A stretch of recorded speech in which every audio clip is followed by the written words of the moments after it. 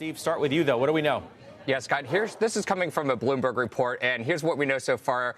There's going to be an executive reorg after that failure to ship that AI upgrade to Siri a couple weeks ago. So let me go over the changes that we're hearing about right now. Apple's AI boss, his name is John Giannandrea. He's actually losing the Siri team, and now another executive named Mike Rockwell, he's going to be the exec in charge of that. He is previously in charge of the Apple Vision Pro team, and he's going to be running Siri. And this is also something of a coup for another top Apple exec. That's software boss Craig Federighi. Rockwell is in turn going to be reported to him. So ultimately, at the end of the day, Federighi is in charge of Siri here. And lots of folks are kind of asking today why Giannandrea only lost the Siri team and not his job. Tim Cook, by the way, has fired leaders in the past. Scott Forstall, most famously, after that Apple Maps launch debacle back in 2012. Another interesting angle here with Rockwell running Siri. Yes, the Vision Pro, it did ship on time and works exactly as advertised, though it's not exactly setting the world on fire. It's a hot new product like the iPhone or AirPods or the Apple Watch,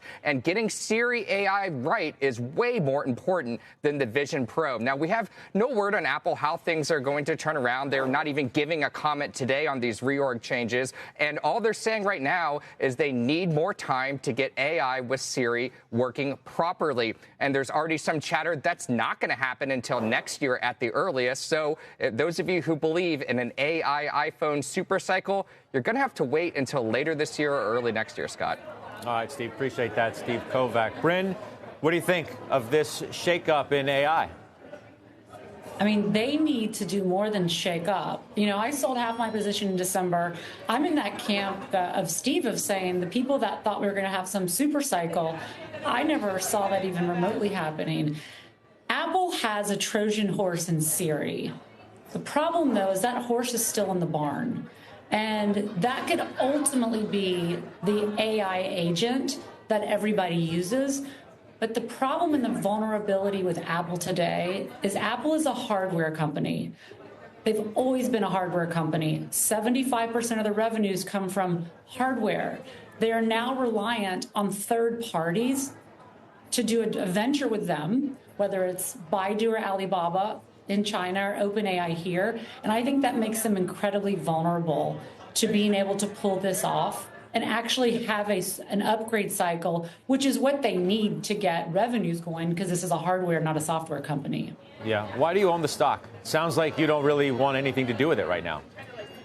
No, I just think it's going to be a market performer. That's what I thought last year. I cut the position down in half because I felt there was too much euphoria and too many people saying we're going to have this super cycle. So I was like, no, my money can be elsewhere.